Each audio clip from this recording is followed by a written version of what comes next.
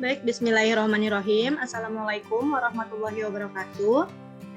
Di sini kami dari kelompok 8 yang beranggotakan, yang pertama ada Amalia Fitri Arafah, yang kedua ada Anggita Cahya Fitri Sujana, dan yang terakhir ada saya sendiri yaitu Lutfi Alifah. Di sini kami ingin menjelaskan tentang aspek pembiayaan dalam kewirausahaan. Next. Yang pertama ada pembiayaan. Pembiayaan adalah suatu modal yang diperlukan untuk membuat suatu usaha. Pembiayaan sendiri merupakan hal yang paling vital dalam pembuatan usaha baru. Atau pembiayaan mendefinisikan pendanaan yang dilakukan oleh lembaga pembiayaan seperti bank kepada nasabah.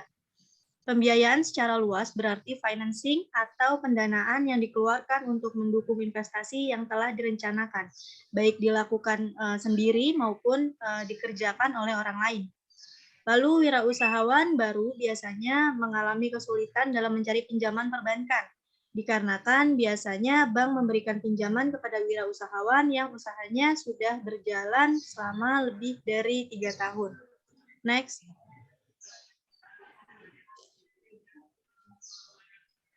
Lalu di sini ada jenis-jenis modal usaha. Jenis-jenis modal usaha ini ada 2 jenis, yaitu yang pertama ada modal tetap. Modal tetap ini digunakan untuk jangka panjang dan dapat digunakan berulang-ulang. Modal tetap ini yaitu jenis aset fisik yang real yang mencakup investasi aset dan juga modal. Contohnya seperti bangunan, pabrik, dan juga peralatan. Lalu yang kedua ada modal kerja yang digunakan untuk jangka pendek dan beberapa kali dipakai dalam satu proses produksi. Next.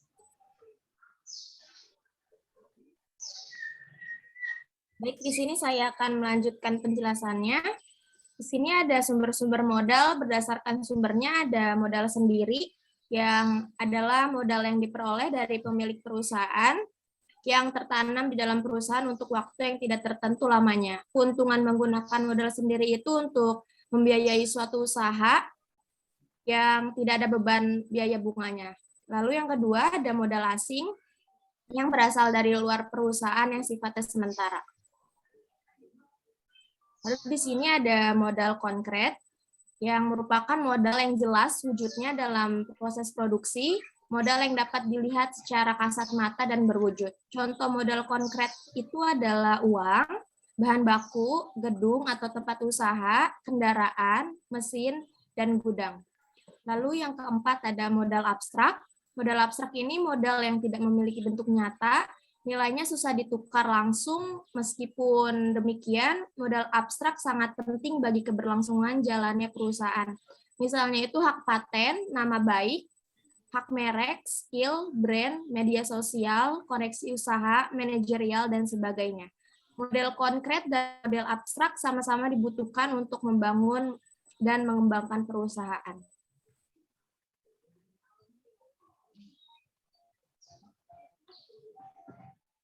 Kemudian di sini saya akan menjelaskan sumber-sumber modal berdasarkan kepemilikan. Yang pertama itu ada berdasarkan individu, yaitu modal yang sumbernya dari perorangan dan hasilnya menjadi sumber pendapatan bagi pemiliknya.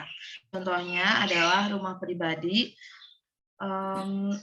yang disewakan atau bunga tabungan di bank.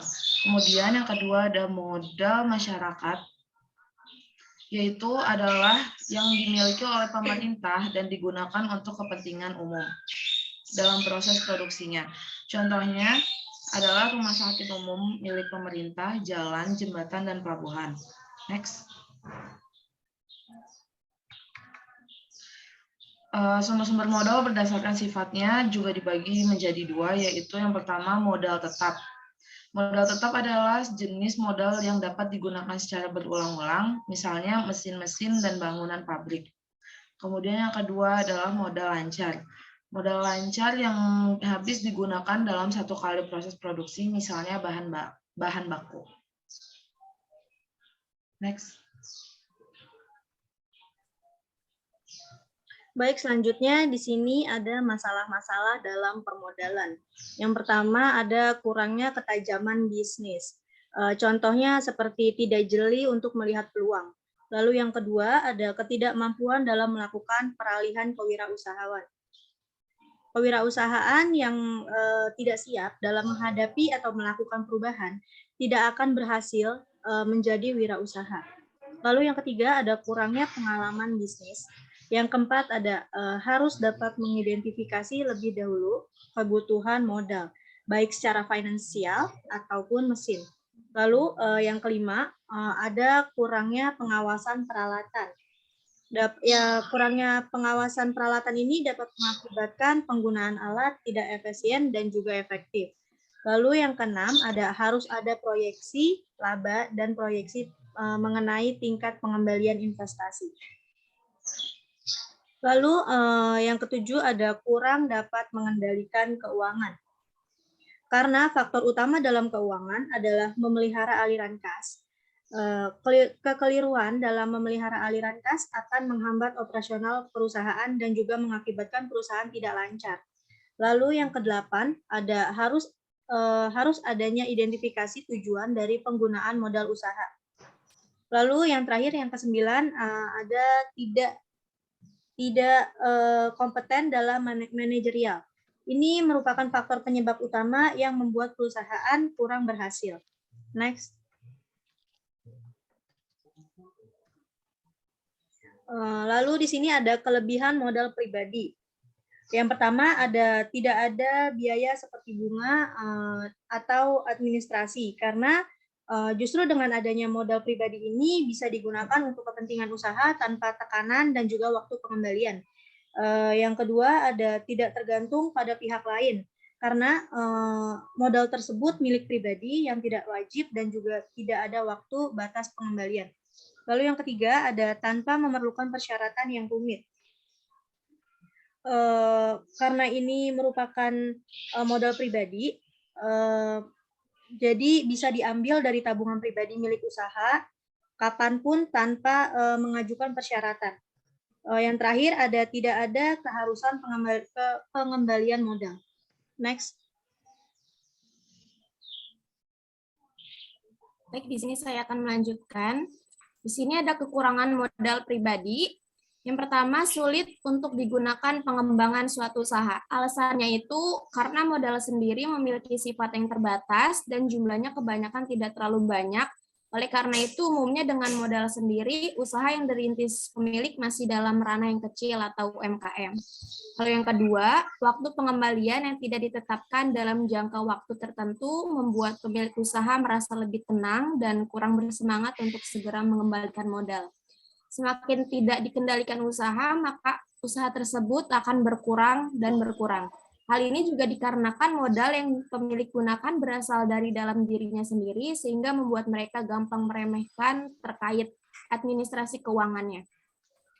Lalu yang ketiga, jumlah modal sendiri yang terbatas membuat pemilik hanya bergantung dengan usaha atau bisnis yang bisa disesuaikan dengan modal tersebut. Artinya, bisnis hanya sebatas modal yang diperoleh. Apabila jumlah modal rendah, maka bisnis yang didirikan juga tidak dapat menjangkau dalam ranah yang luas. Karena pemilik harus dapat mempertimbangkan kinerja dan prospek usahanya dengan baik agar tidak terjadi kerugian. Yang terakhir, pemilik usaha merasa dengan mudah dapat mengambil modal sewaktu-waktu yang menyebabkan arus keuangan bisnis tidak tertata dengan baik. Pengembalian modal yang tidak memerlukan persyaratan khusus membuat pembisnis merasa dengan mudah mendapatkan modal kapanpun. Tentunya hal ini akan membuat arus keuangan bisnis menjadi berantakan apabila tidak diatur dengan sistem akuntansi yang baik. Lalu di sini ada hal-hal yang harus diperhatikan jika ingin memperoleh modal usaha. Yang pertama, tujuan perusahaannya harus jelas, mau seperti apa perusahaan tersebut ke depannya. Lalu yang kedua, masa pengembalian modal, mau berapa lama proses pengembalian modal yang sudah dipinjam.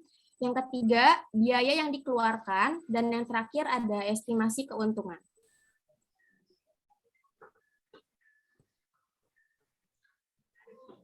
Bila hanya mempunyai modal sedikit, solusinya adalah yang pertama, kita harus mengubah mindset bahwa memulai usaha harus langsung besar dan mapan. Ya. Kemudian yang kedua, tekan kembali perhitungan modal usaha yang kita punya. Kemudian ketiga, kita harus aktif mencari sumber-sumber permodalan yang bisa dimanfaatkan. Untuk itu, kita harus memegang prinsip tetap jaga kepercayaan. Next.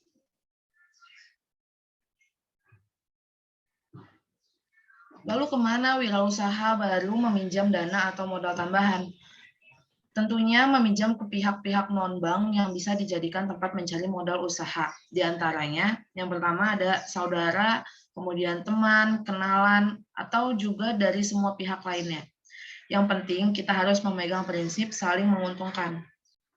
Baik, kesimpulan materi yang telah dijelaskan oleh kelompok kami adalah pembiayaan merupakan suatu modal yang diperlukan untuk membuat usaha. Dan pembiayaan juga merupakan hal yang paling vital dalam pembuatan usaha baru. Terkadang modal yang besar dibutuhkan untuk membuat suatu usaha baru. Namun, ada pula usaha yang membutuhkan modal kecil, tapi menghasilkan keuntungan yang besar. Sekian presentasi dari kelompok kami. Kurang lebihnya mohon maaf. Wassalamualaikum warahmatullahi wabarakatuh. Waalaikumsalam warahmatullahi wabarakatuh.